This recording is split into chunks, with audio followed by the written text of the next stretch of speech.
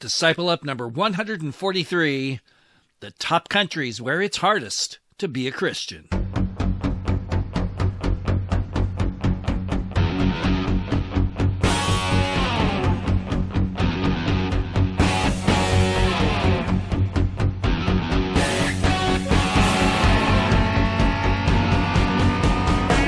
This is Disciple Up, the Disciple Empowering Podcast where psychology, science, the real world, sin, self, and culture meet head on, and Scripture rules.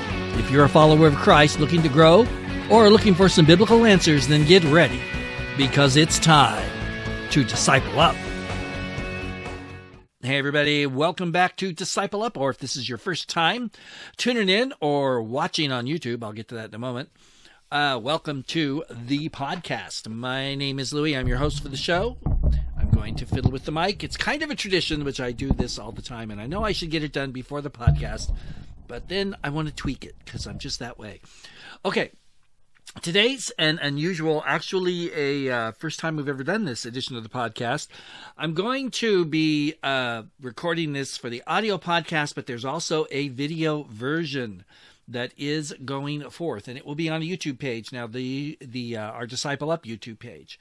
There's actually two YouTube pages for Disciple Up. One's called the Disciple Up Podcast, which simply has the audio of the regular audio podcast. But for this podcast, since I'm going to be talking about numbers and percentages, and that's very hard to just kind of hear, if you want to actually see this, I'm actually going, right now, I am videoing I'm videoing the page that we're going to be talking about, because we're talking about an article in Christianity Today. It's at ChristianityToday.com. There's a link to this page in the show notes where this new study's been released for 2019 or 2020. Well, it's data from 2019, since there's kind of hardly any data for this year.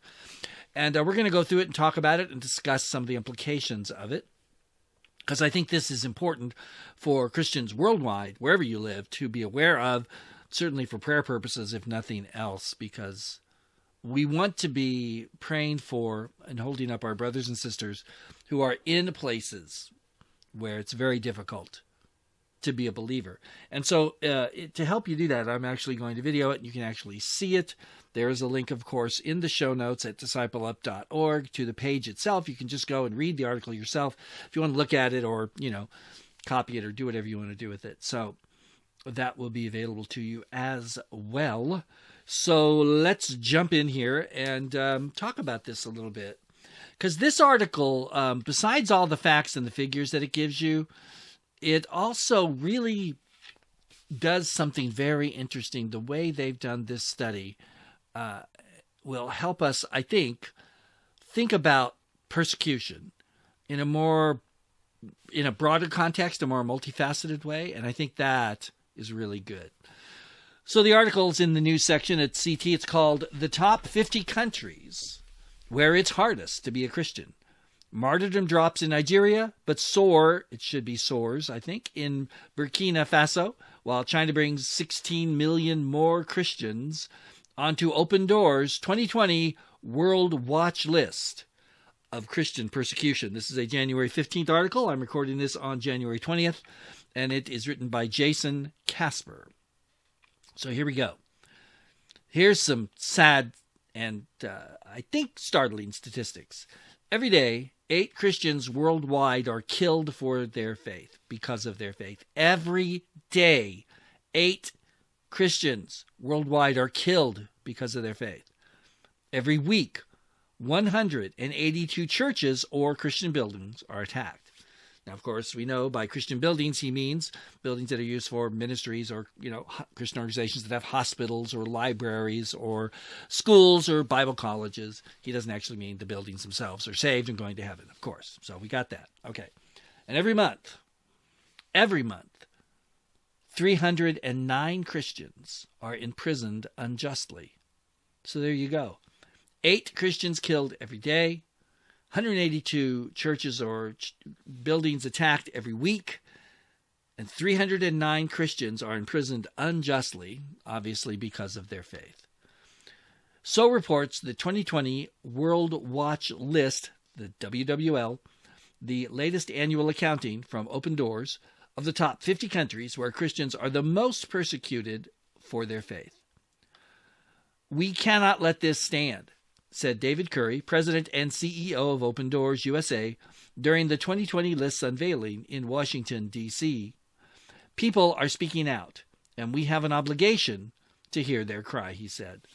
The listed nations comprise 260 million Christians suffering high to severe levels of persecution. That's up from 245 million in last year's list. Another 50 million could be added from the 23 nations that fall just outside the top 50, nations such as Mexico, Chad, the Democratic Republic of the Congo, for a ratio of 1 in 8 Christians worldwide facing persecution. Last year, 40 nations scored high enough to register very high persecution levels. This year, it's reached 45. Open Doors has monitored Christian persecution worldwide since 1992. North Korea has ranked number 1 since 2002 when the watch list began. Now here's the list where it's hardest to follow Jesus. Number 1, North Korea, no surprise. Number 2, Afghanistan, no surprise. Number 3, Somalia. Number 4, Libya. Number 5, Pakistan. Number 6, Eritrea. Number 7, Sudan. Number 8, Yemen. Number 9, Iran. Number 10, India. Now, aside from number 1 and number 10, the other 8 nations that make up this list are all Muslim majority countries.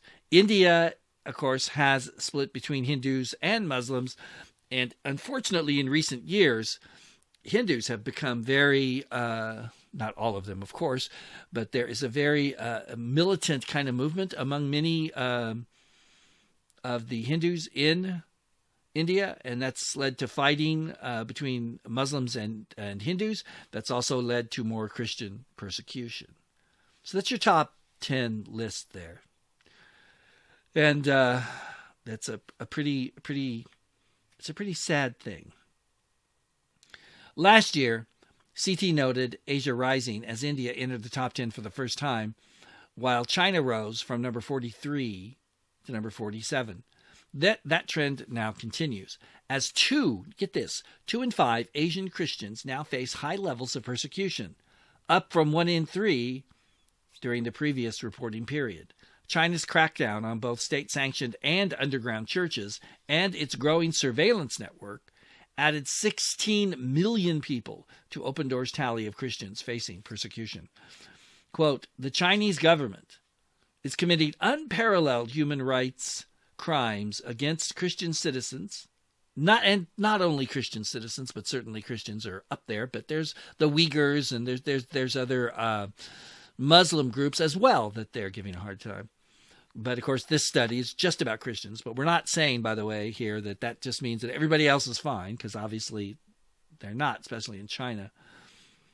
Let me just start over again there. The Chinese government, is committing unparalleled human rights crimes against Christian citizens and seeking to wipe religious sentiment from its country, stated Curry in a press release. Yet, as the Chinese Christians who will join me will testify. He obviously had some people at the press release briefing thing. The persecution Christians face, including extensive surveillance, raids on churches, and imprisonment, have not succeeded in eliminating Christianity. Instead, the underground Christian community has banded together and is actively working to call the world's attention to the plight of the Chinese people. We will join them in that call, he said. At the D.C. rollout, Curry was joined by Chinese pastor, and again, now I have to say, I'm going to probably miss the pronunciation of many of these names up, so please forgive me. Zhan Zhu, that's Jianzhu, Zhan Zhu or something like that. The persecution of Christians is the worst I have seen since 1979, he said. Christians have a worldwide brotherhood, and the government sees this as a threat. Now, that is no surprise if you've been following what goes on in China. The Western media has, for the most part, inexplicably just tried to ignore and play down what's happening in China. But it's not just happening to Christians. The Chinese government is really using modern technology, face recognition software, all kinds of things to create a very formidable state control. And their goal is to control every single person in China, which, given the population, is pretty frightening. It is time for religious persecution to stop once and for all, said Robert Destro, Assistant Secretary of State in the U.S. State Department's Bureau of Democracy, Human Rights, and Labor. But as we all know, that is a long-term proposition. The point of the annual WWL rankings, which have chronicled how North Korea now has competition as persecution only gets worse and worse, is to aim for more effective anger while showing persecuted believers that they are not forgotten. And when he says anger there, obviously we're trying to get people riled up in the free world and even other places to raise enough of a stink so that our governments will put some pressure on them so that they'll back off. Is that happening? Well, that doesn't seem to be happening that much. This year, the top 10 is relatively unchanged. After North Korea is Afghanistan, number 2, followed by Somalia, Libya, Pakistan, and all. I read those all to you before. Open Doors tracks persecution across 6 categories, including both social and governmental pressure on individuals and congregations, and has a special focus on women. Now, if you've got the video to this, you will be able to see this map here. If you don't, then, of course, you can't because, audio doesn't do video well. That's why it's called audio. But, whoa, hold on. I'm trying to do something with my mouse here, and I'm failing. Here we go. There we go. If you look at this world map Open Doors has, in the Western Hemisphere, there's one country. Everything else that they've got listed here, from extreme to very high to high levels of persecution for Christians, they're all in Africa, the Middle East, and Asia. So there's one in South America, and the rest are in Africa, Asia, and the Middle East. So Western Europe, nothing's listed. United States, Canada, Mexico isn't listed on this particular map. This is the World Watch list. However, notice what I read there when I said Open Doors tracks persecution across 6 categories. Now, I think when you say persecution to somebody, anybody, doesn't have to be a Christian person, just anybody, average person on the street, whatever, they're going to think of people being, beaten or killed or thrown in jail. But that's not the only kinds of persecution that Open Doors is trying to track here. Notice what they say. 6 categories. That includes both social and government pressure on people, on individuals, families, and congregations, and it has a special focus on women. So if we just isolate violence, the most common thought, when you think of persecution, of course, I think Christians think of the early Christians being crucified and thrown to the lions and burned at the stake and that kind of stuff, which is obviously real persecution, but it's not the only kind. And that's what I want you to think about today, is the fact that persecution has a much broader context than we usually give it. But when you just look at violence, the top 10 list shifts. And out of the top 10 that I just named you, only Pakistan and India remain. Here's the top 10 list of countries where Christians face the most violence. Number 1 is Pakistan. Number 2 is Nigeria. Number 3 is Egypt. Number 4 is the Central African Republic. Number 5, Burkina Faso. Number 6, Colombia. There's our entry into the Western Hemisphere. Number 7, Cameroon. Number 8, India. Number 9, Mali. And number 10, Sri Lanka. And that's judged from a period of November 2018 through October 2019. 5 of the most violent countries for Christians are located in the Sahel, a horizontal belt of semi-arid grazing areas and farmlands located between the Sahara Desert and the African savanna. Obviously, that is an area that is dominated by Islam. Militant Islamic rebel groups and terrorists have proliferated in the Sahel or the Sahel, I think it's Sahel, Sahel, for those of you listening to the audio of this. The Sahel in recent years. Conflict between Muslim herders and Christian farmers has also resulted in violence. And weakened government structures leave the population vulnerable. That's another thing most of these countries have in common. Not all of them, but most of them, like Burkina Faso, maybe Colombia.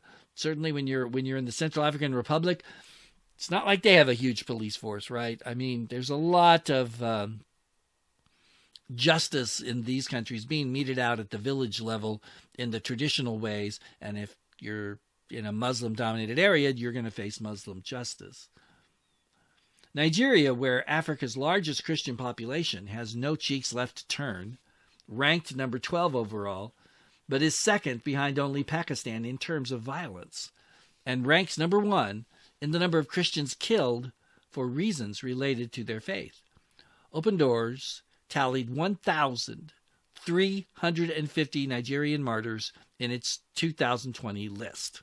So 1,350 Nigerians were killed, let's just say roughly in the calendar year of 2019. Here's the list of most Christians martyred. And this, again, runs from November 2018 to October 2019. Number 1 is Nigeria, 1,350. Number 2 is the Central African Republic, 924.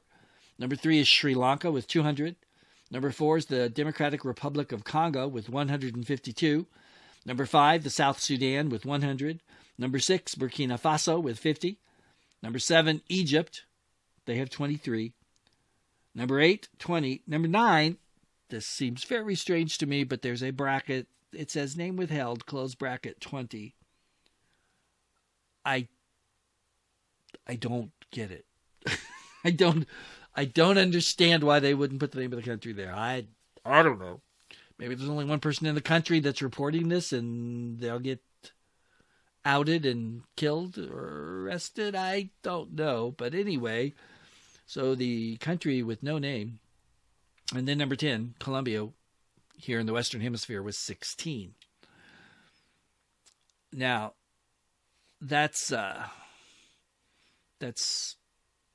just terrible when you look at that list and all of these people who were killed simply because they were Christians. Sri Lanka rose 16 spots from number 46 last year, primarily due to the Easter suicide bombings. You probably remember that, which killed over 250 people at Catholic and Protestant churches and hotels.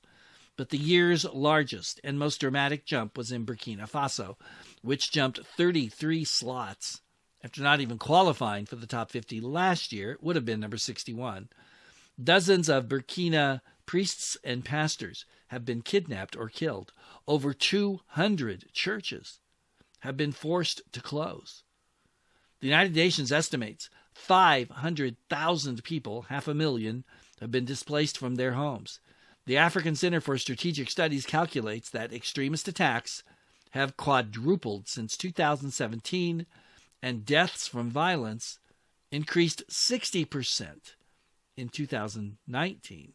Open Doors counted 50 Christians among that number. And of course, that number could be higher because nobody has, exact figures on these kind of things precisely, but they're doing the best they can to report it. And Open Doors is, I think, considered the authority on these kind of things because they've been working on it for a long time and they're very focused on it and they do a great job. Meanwhile, a transition in Nigeria from village raids to kidnapping by militant Muslim Fulani herdsmen, whose attacks were 6 times as deadly as Boko Haram's, according to the International Crisis Group. That says something there, because you've heard of Boko Haram and all the horrible terrorist activities they've been doing the last couple of years. Well, these guys, these Muslim Fulani herdsmen, are 6 times as deadly as Boko Haram. That's pretty bad, guys. Resulted in an overall decrease in Christians killed in the Sahel as well as worldwide. Due to this shift in tactics, worldwide martyrdoms fell, so we're down a little bit, 2,983 in the 2020 report. That's down from 4,305 the year before. Open Doors is noted for favoring a more conservative estimate than other groups, who often tally martyrdoms at 100,000 a year. Yeah, that's certainly a huge difference between 100,000 and 4,300, or 3,000. And like I say, trying to get exact figures on all this stuff, who knows?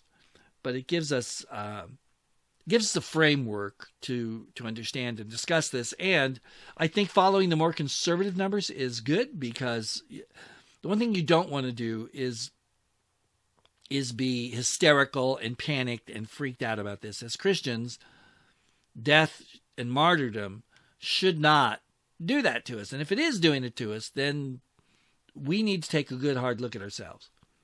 On the other hand, obviously we are concerned with this. We want to do something about this. We should be outraged with this terrible behavior, but it shouldn't scare us. If it scares us, then that just shows us we have some work to do in our personal spiritual growth.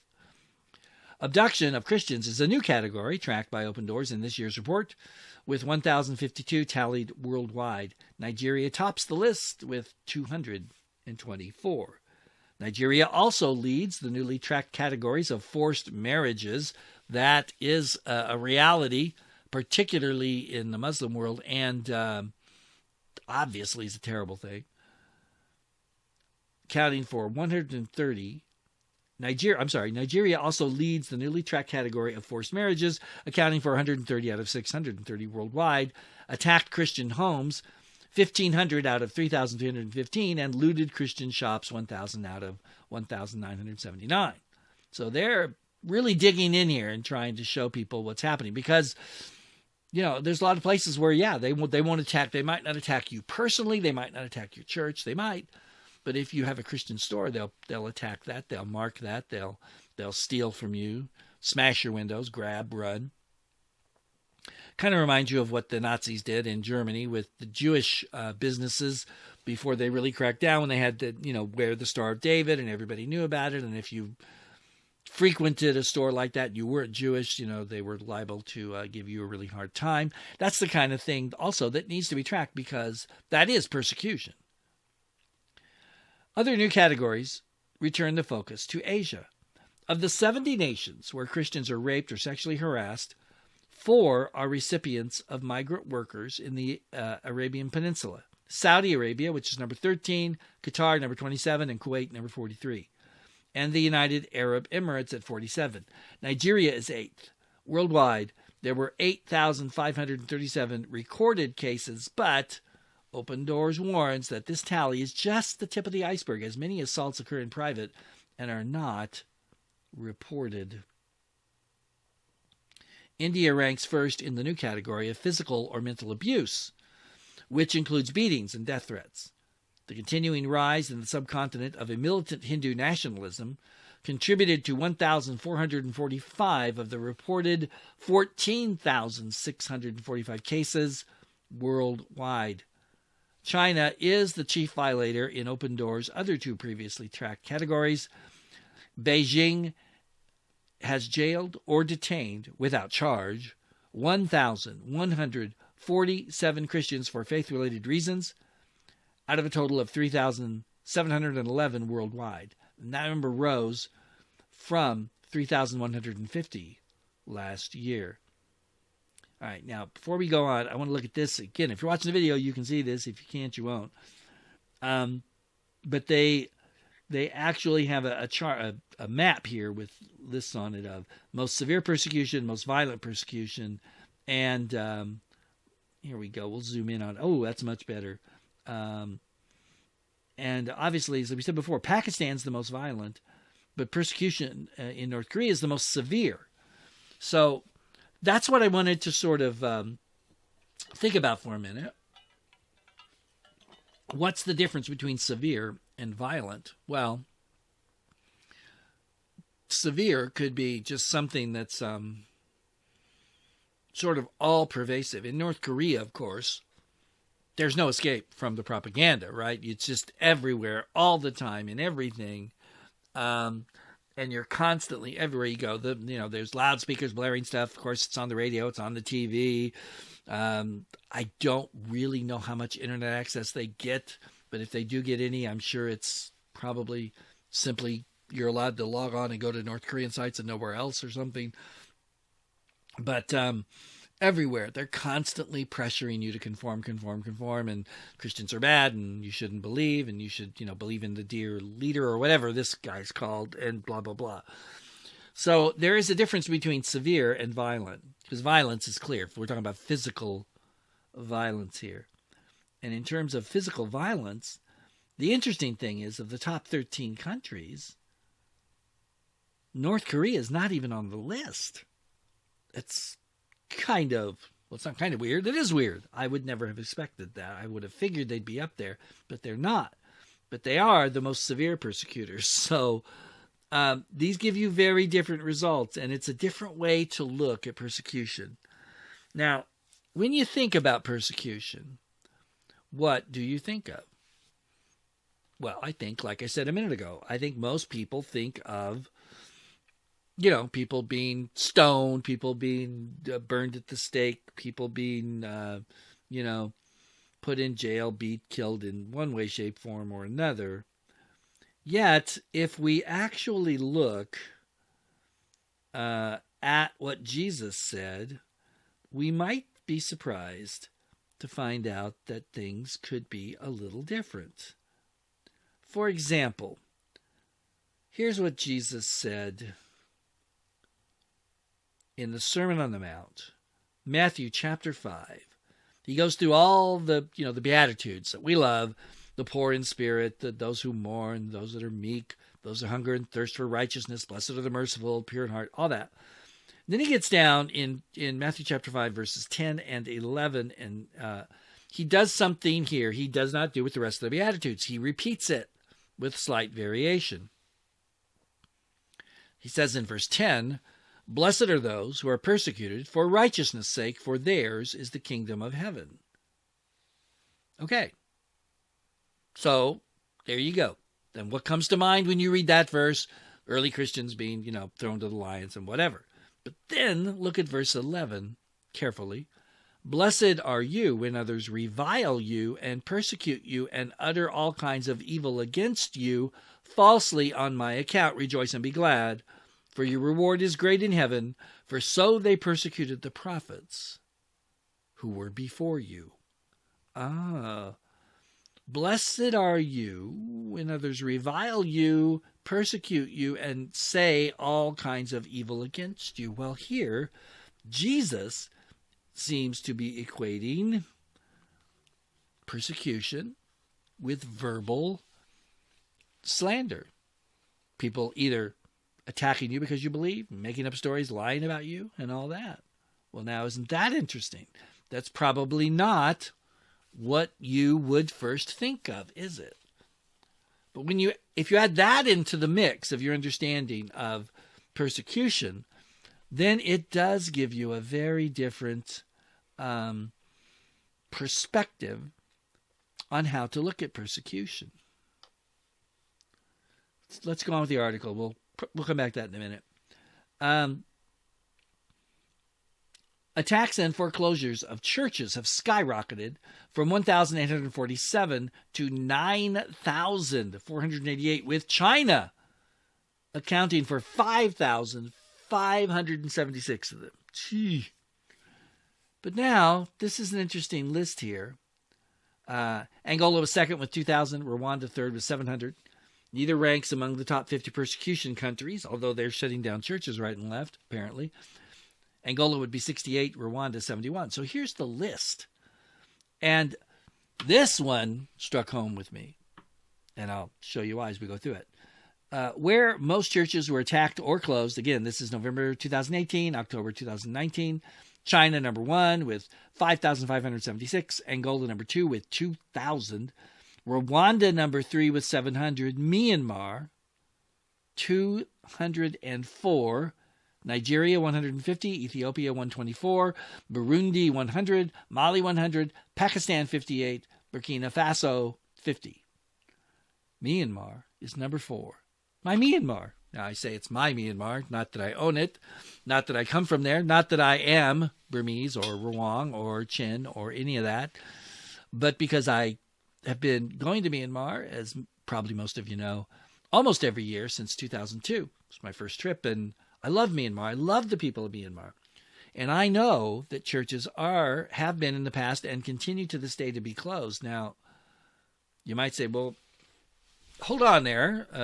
Wait a second. I thought they democratized. I thought that they were, a democracy now and that people had freedom and blah, blah, blah. Well, yes, but no. By that, I mean, yeah, they're a lot freer than they used to be. They are not completely free. Buddhism is still the official religion of Myanmar. It is the state church, if you want to put it that way, the state religion. And I don't think that too many churches, high profile, kind of maybe churches in Yangon or something, would be closed. But I've heard in the last couple of years over there, even as they're democratized, even as they have free speech and they can talk about politics all they want now, and there's no persecution there. But I've heard of churches being closed. I've heard of some pastors being arrested or moved to other places against their will, things like that happening. So it does happen. And in a 12-month period of time, 204 churches were closed in Myanmar now. You think, wow, it's not very many. Well, think about it. Myanmar is slightly smaller than the state of Texas. Okay, if you want to get a kind of a picture of size, it's like the size of Germany, same thing, roughly. It doesn't have a lot of churches to start with because depending on who you ask, I've seen the low estimate of 95. Most people have it at 96, 97% of the country is Buddhist. And then you have Hindus and Muslims and, Christians and a few other people. But the vast, overwhelming majority of people in Myanmar are Buddhist to one degree or another. I'm not saying they're all,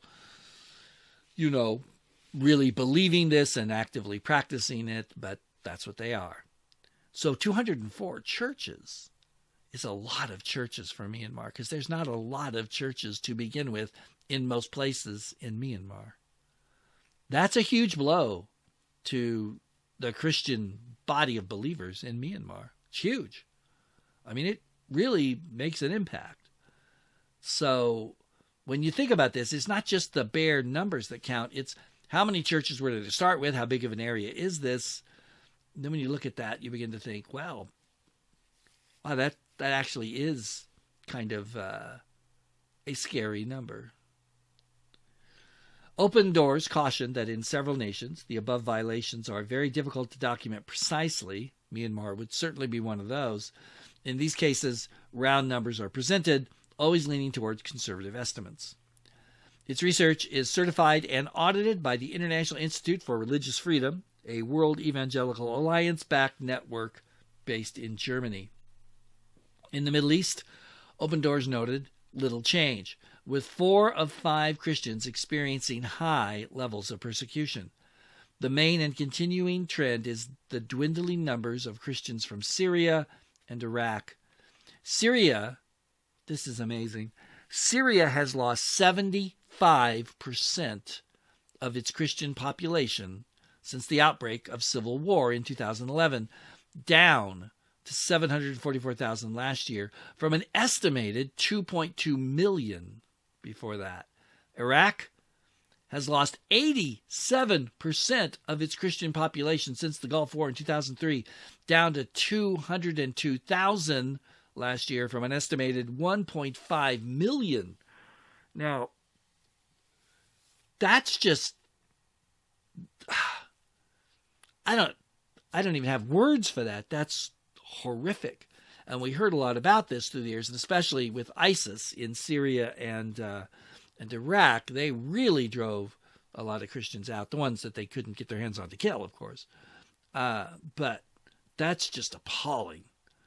And it's so sad. And especially in Iraq. Iraq has, and Syria too, parts of Syria, have very old Christian presence. I mean, they have churches there that have been there for, 1,500 years, roughly. And now they're gone.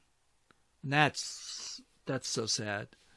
And it's something that's happened while we were watching our televisions and eating our popcorn or whatever.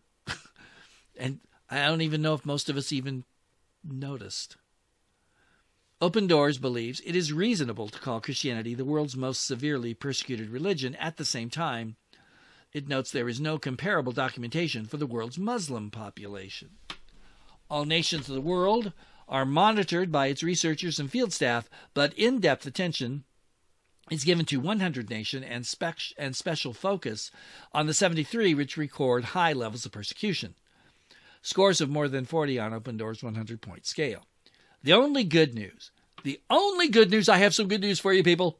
The only good news in the 2020 watch list comes from Ethiopia, down at number 39, where recent reforms removed 2.5 million people from Open Doors' global total of Christians facing high levels of persecution. Despite increasing sectarian strife, as its Nobel Prize-winning evangelical president makes peace and attempts reforms, the Horn of Africa nation declined in rank from 28 to 39. Way to go, Ethiopia. Yeah. Open Doors also noted the positive case of Pakistan's Asia Bibi. In May 2019, the Christian mother of 5 was allowed to immigrate to Canada after the Supreme Court of Pakistan overturned her death penalty conviction for blasphemy. She had been in prison for 9 years. 9 years. The suffering of persecuted Christians cannot be recorded in statistics, stated Open Doors. Millions of people are found behind the numbers. Each one of them has their own story. This often includes deep suffering, but also courage and strong faith. And that's the report from Open Doors about persecution. Now, when I first started traveling overseas and teaching, I found it interesting that the Christians that I talked to in Myanmar and other places said they did not feel that they were persecuted, even though evangelism was, and I believe is still illegal in Myanmar. It certainly was. You couldn't really talk about your faith. Churches were very closely monitored and watched, and some were closed down. I had a friend who was a pastor, and he was actually, most of the Christians I know in Myanmar are, quote, tribal people, unquote. They're not Burmans or Burmese, but this guy was 100% Burmese, very proud of it, pastored a church in Yangon, and eventually they really clamped down on him, and then they closed him down, which really surprised me because the Burman tribe is the ruling tribe of Myanmar. It's the big one. So there are Christians there that these things happen to, and yet they said they don't feel that they're persecuted. I think looking at it from an American perspective, I would say, well, you look persecuted to me. So which is it? Well, that's where this report comes in handy, because this report breaks up the different types of persecution to help us think about the different kinds of persecution, and that all persecution is not equal. It's not all the same, right? And that's what's so important here. And so that's why I really, really like this, because it starts off with where it's hardest to follow Jesus. That's just sort of an overall lumping everything together kind of a list. And then, they come down here and they talk about the violence, and that's a whole different list, with Pakistan way up there. North Korea is not even on that list. That still boggles my mind a little bit. Then you look at where most Christians are martyred, and the list shifts again a bit with, Nigeria is number 2 on most violent, and number 1 where most Christians were killed. Pakistan is the number 1 in the list of where Christians face the most violence, but it's way down at number 8 for most killed. So in some nations like Nigeria, the violence would seem to be more intense and certainly more deadly than in Pakistan, where they may beat the holy heck out of you, but they're not likely to kill you. They killed 20, and probably more than that, but that's the number. So it gives you a different way to look at it. And then when you think of the words of Jesus, who said, when they say when they lie about you, when they say bad things about you because you're a follower of mine. Okay, he called that persecution. So yeah, persecution in the broadest sense of the word is everywhere. Now, let's bring it home to Western civilization. I think that's considered a racist term now. I don't know. I don't really care. But let's talk about the United States, where I'm sure almost all my listeners are from, as well as, Europe, Australia, New Zealand, Western type countries. Are we suffering persecution? Well, we're not suffering persecution like most of these people are. We're not being martyred. We're not being beat up very often. I'm sure it happens occasionally, but, not very often. The government is not closing churches. So you might say, well, no, in the United States and Canada and Australia and the UK and Europe. But there's a lot of pressure on Christians today. A lot of pressure when it comes to almost any form of sexual morality. There's a lot of pressure for us to abandon the historic Christian positions on these things. Whether it's, of course, there's been pressure for a long time on the whole heterosexual sex outside of marriage thing. I mean, for decades, people have thought I was some kind of a troglodyte because I believed in that you should not have sexual intercourse until you're married. I mean, what are you, some kind of a nut? But now, of course, today it's homosexuality and it's transgenderism and, it's coming. It's not quite here yet. It's not real popular, but you're starting to see it. You're going to get the whole, triad thing and why not have more than one spouse thing. And on the fringes still, but coming. It will come. I guarantee you it's coming, folks. And that's going to be sex with animals. I'm telling you it's going to happen. I've said it before on this podcast. I've been saying it for years before I had a podcast, and I'm saying it again. It will happen. That's the social pressure to conform. And it's interesting to look at what happens with people under social pressure. And this really came home to me a couple years ago when my youth group had to get together. I was not able to go because I was busy, and they had it late Saturday night, and I work on Sundays. You may have heard that, being a pastor. So, I wasn't going to drive home and get home at 1 or 2 in the morning. That's just it's not happening. So I skipped it, but my sister went, and that was great. But, so I'm in touch with a lot more of them, and I see their Facebook posts and all that. And I've also kind of gotten in touch with a couple of other people I went to Bible college with, and I see their posts. And it's fascinating how many of these people have wholesale abandoned the historic Christian positions on sexual morality. They're just totally on a different place and on a different side now. They think, and one of them on Facebook says that people that, accept gay and homosexual marriage and all of this stuff, they're real Christians. So I guess I'm not a real Christian. I would be interested to sit down with her and discuss this someday, but I don't think it would end well. But I'm not sure where she gets the authority to judge who's a real Christian. Part of what she said actually was real Christianity. Welcome to real Christianity, that's the quote, and who isn't. Because the only way I know to figure that out is the Bible. The whole Bible, taken in its context, properly interpreted, not tearing a few verses out of context like, God is love, and love is good. And so people should be, it's wonderful when people love whoever they love, that's wonderful. Okay. So if that's your standard, that people should be allowed to love who they love and love is great and it's wonderful and we should just accept that, then, when your kid or grandkid or great-grandkid wants to marry a camel, you've got nothing to say.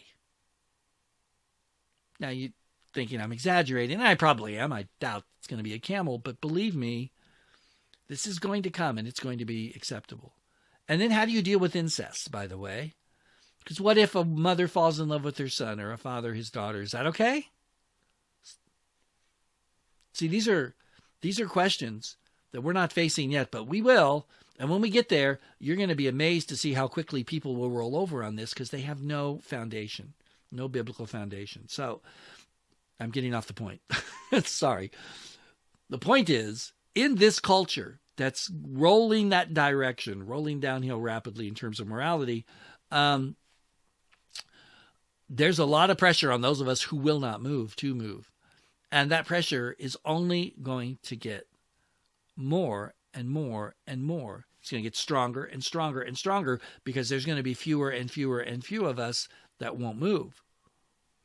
And so obviously then the pressure becomes focused on you because you're the one, this small group of people, if we could just get them out of the way or whatever. And that then can lead to bad things happening. We've seen that in the past in many different places. And Christians burning witches, for example, is a great example of that. Yeah, the Bible condemns witchcraft, but in the New Testament, no one's supposed to burn anyone. That's crazy to think that a New Testament Christian is going to burn people alive at the stake because they're Christians. That's nuts. But they did it. And that was because you had a small group of people you could really focus on and just kind of take all your angst out on. And it won't be too long before Bible-believing Christians are that group, or at least one of them, in this culture. So over the years that are coming now, we're going to have to face the fact that it's going to be harder and harder and harder to be a Christian in the West, in the United States, Europe, UK. So this top 50 countries where it's hardest to be a Christian, who knows how long it'll be, but someday we just might find our country on that list, and that will be a sad day. So that's the overview of what's going on in the world with our brothers and sisters in Christ. And guess what? It even includes us in a very small way, in a mild way, but in a rising way. The temperature is getting hotter, We're like the frog in the pot, right? Where you slowly turn the temperature up and he adjusts to it and he never jumps out until he's too late and he's boiled alive. Well, that's what's happening with Christians in our country and in the West in general. And it's going to be interesting to see how well we stand up to this. We'll see. But I wanted to bring you this information because it's really important and because I know a lot of numbers need to be seen. That's why we're doing the video as well as the audio. I'm not going to do this every week, but let me know what you think about it because I can certainly do it more often if you find the video helpful, which, would be great. Okay, so we're going to wrap it up right about now. I've got a few things, though, a few notes. First of all, I'm always open and looking for you to contact me and let me know what you'd like to hear, questions you have, thoughts, whatever. You can either leave a comment on the Facebook page, facebook.com/discipleup, or you can email me, Louie, Louie, @discipleup.org. You might want to check out my latest book, which I just published in January. It's called #4Parker. It's part of our spiritual growth campaign this year. #4Parker. I'm getting a lot of good feedback on the book. It's 55 short, 400 words. Most are a little under, a couple are a tiny bit over, but let's just say 400-word devotionals, 55 daily devotionals aimed at making you not only a stronger Christian, but a better witness. It's outreach evangelism oriented. No, it does not give you the plan for evangelism, but it just talks about things we need to get straight in our own lives in order to really reach out. And I'm getting some good feedback on it, which I really appreciate. And if you haven't had a chance to read it, you can go to Amazon.com. You can buy the physical copy for $7 or the ebook for $2.99. Yes, it's dirt cheap, people. Try to keep these things as cheap as I can. So get out there and buy one. Buy a couple. Give them to your friends. Give them to your relatives. Give them to your in-laws and your outlaws and your enemies. I don't care who you give them to. But let's use this maybe to make a little bit of difference. Don't forget my other books, Getting Real and Every Day in the Spirit. Every Day in the Spirit, a huge book covering the Holy Spirit. It's pretty exhaustive, and I think will answer most of your questions at any rate. So be sure and check that out. And be sure and tell your friends about the podcast. Please share this on your social media accounts. It means a lot to me and really helps out. And having said all that, it's time to go. So until next time, this is Louis saying, God bless you. Thanks for watching. And remember that every time is a good time to disciple up. So long.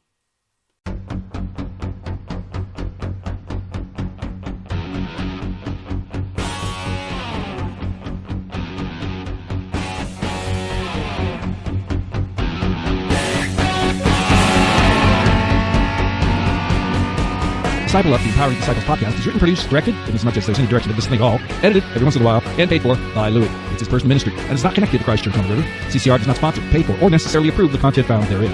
The theme music for Disciple Up is Hot Wheels by Varensky. Yes, Louis actually paid for the rights to this very cool piece of music, so don't worry, and please call off the lawyers, as he's busy enough without having to deal with all that. All opinions expressed during Disciple Up are Louis, and Louis alone. They do not necessarily represent those of our sponsor, the Lord Jesus Christ. However, where the opinions, thoughts, impressions, and feelings shared are in line with God's Word, and faithfully represent what our Lord says in His holy word, the Bible, then they are representative of our Lord Jesus Christ. If you're wondering how the heck you're supposed to know this, remember, God tells you to test all things. Hold on to the truth. It's up to you to do the due diligence that God commands, so do it. Don't whine about it, and don't complain about how hard it is. Don't blame me for it. Disciple Up, and do what you know you're supposed to do. If you'd like to know more about Louis or Disciple Up, please go to discipleup.org and check out everything you find there. Or not, it's completely up to you. Disciple Up, the Empowering Disciples podcast will, God willing, publish an episode every week covering different areas of concern to disciples of Jesus. If that's important to you, then please subscribe on iTunes, Google, Stitcher, or another one of the many podcast aggregators available to you. If it's not, then don't. If you'd like to get in touch, please email Louis at louis@discipleup.org. God bless you.